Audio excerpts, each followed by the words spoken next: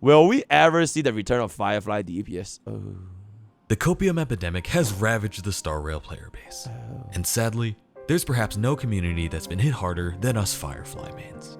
We all adore our girl. At least you do if you value your safety within striking distance of me. But as a recovering addict myself, it's far more dangerous than you might think. There we go. It always starts off small, subtle behaviors like claiming the free Ranmei instead of waiting, or maybe switching Himiko to the break set. But these are the developing signs of far more disturbing behavior. Before you know it, you'll find them in possession of light cones and eidolons, or habitually re-rolling iron cavalry and forge pieces for just one more break effect roll. You might notice their language start to break down, beginning to spout gibberish like sustainless break comps, Eagle S5 dance dance dance HMC, or I pulled for fugue. And frankly, the moment you see that they have the new Firefly skin equipped, you know that they've reached the point of no return. If you have a Firefly man in your life, I urge you to check up on them before it's too late. Try to avoid bringing up sensitive topics like true damage, amphorias, or pure fiction. And most importantly, you must not utter the words Remembrance MC no matter what. Is it too late for our girl? Or is another peak just around the corner? Tommy Lamau. Recently, Firefly dropped a tier 0.5 in Pridwin's Apocalyptic Shadow tier list, meaning she is no longer a tier 0 unit in any game mode, ending a nearly year-long run. Which, according to the internet, means it's time to start panic salvaging all the relics from your break team. At the moment Pridewin deems a character outside of tier 0, they are done. They are basically done. You might as well just kill them right now in-game. The moment they drop down in a tier list, they are literally unusable. That's literally how it works, yep. But while this doomerism obviously doesn't come close to accurately portraying her viability in the meta, I don't think it's an exaggeration to say that Firefly is no longer a top DPS. Which, as hard of a pill that is to swallow for us Blazerfly truthers, is only natural. It's been over a year since her banner dropped, and she's now on her second rerun, on a collection of banners rumored to generate a total of $8 by its end. For the new players who started playing after 2.3, I don't think I can properly describe just how hyped her release was. I'm talking ads everywhere, full-on anime episodes, life-sized mechas, not to mention dropping the greatest banner name of all time, Fireful Flyshine, all for this one character. I'm not too much of a conspiracies guy, but I also fully believe that the banners released both before and after her were intentionally underhyped just to make her banner seem even more appealing. Just to be clear, I was absolutely one of the most hyped people for Firefly's release. Before anyone even knew if she would be a playable character, and during the frankly insane doomer period after Boot Hill's drip marketing, when people legitimately thought she might be released as a 4-star, I was saving everything for her. I practically bricked my account, skipping both Robin and Acheron to go all in on Firefly. What? If only I had known of a way to top up for cheap, like our sponsor, LD Shop.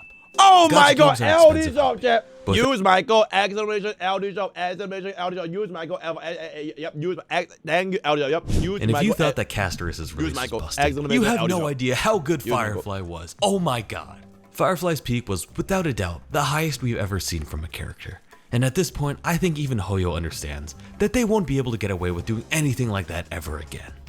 A lot of people pin the blame on Acheron for this game's insane power creep. And while I get what they're saying in the sense that it was a clear example of one character being able to do basically everything, 2.3 was bar none the sharpest increase in damage that we've ever seen. Firefly made use of a relatively new mechanic called Super Break, which the new Harmony Path main character introduced. This mechanic allowed you to essentially repeatedly deal break damage after the enemy's weakness had been broken.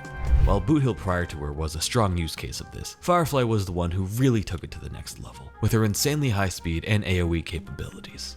Oh, and they released a new relic and planner set that might as well have said, increases your damage by 1,000,000,000% if you are a fire destruction character who is from Glamoth, pilots a mech, has Actually, is up to 25% defense reduction. We're going to be running super damage, so the actual amount is going to be varying differently between whether or not you had enough defense reduction. So, for example, if you have E1 Ranmei, if you slap on your field resolution, and damage is going to be a lot higher. So, I would say, conservatively speaking, probably around a 20-ish%. silver hair, is in love with the Trailblazer, and is named Firefly.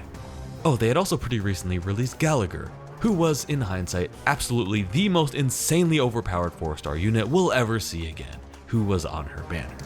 Oh, and they also reran Ranmei, who, if they weren't the best buffer in the game before, definitely became the best thanks to Firefly utilizing her kit so well. I don't know why, but I'm starting to get the feeling that they wanted Firefly to be good. If you've watched my past videos on Ho-Ho or Anaxa, then you've probably caught on by now. But yes, it's time to make the comparison. Wait, we don't have heap. Wait, we have teep, peep, poop. We have no heap. Do we have keep? Oh, we have keep. Oh, we have keep. Oh, we actually have keep. Oh, that is crazy. Oh, we have keep. Literally, the Michael Jordan of Honkai Star. We need a heap. Much like MJ, Firefly had a capital G generational run where she was the face of the game and absolutely dominated the meta, the likes of which we've never seen before and will never see again. While the units on her team were obviously strong in their own right, her presence was the driving force that made it an unrivaled powerhouse. Not to mention bringing in so much hype and adoration that the game itself seemed to shift to her wants and needs. But that's just the thing though. At the time, Star Rail was largely structured around facilitating her success, but this game no longer exists. After seeing her absolutely obliterate every stage of game mode of endgame content, fans immediately began speculating of how they would make her irrelevant. The obvious answer to this, of course, was weakness lock. She needs to break enemies' toughness to deal damage whatsoever, and she shreds toughness better than basically every unit in the game. So to nuke her into irrelevancy, they'll just add a bunch of bosses who you can't weakness break. Surprisingly, outside of, ironically, her own boss fight, they actually stayed their hand on this strategy that, while it would have been 10,000% effective, would have been destructive for the game itself. Though that being said, what they ended up doing was arguably equally bad. In a turn-based game like Honkai Star Rail, whose gameplay is notably simple and straightforward, it's hard, and more importantly to Hoyo, obviously unprofitable, to increase the difficulty through promoting skill expression. That is to say, in a way that isn't just turning the HP knob up. As a result, bosses in endgame modes have gotten tankier and takier, leading to the HP inflation problem that continues to spiral further and further out of control. If you want to know just how bad it's gotten, just Google Honkai Star Rail inflation and click on the 8th image. But to really show you what I mean, here's a graph. Wait, what is he doing? No, Mr. Streamer, don't do it.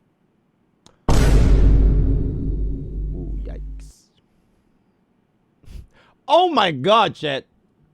I am literally the third fucking article for HSR inflation, guys. Wait.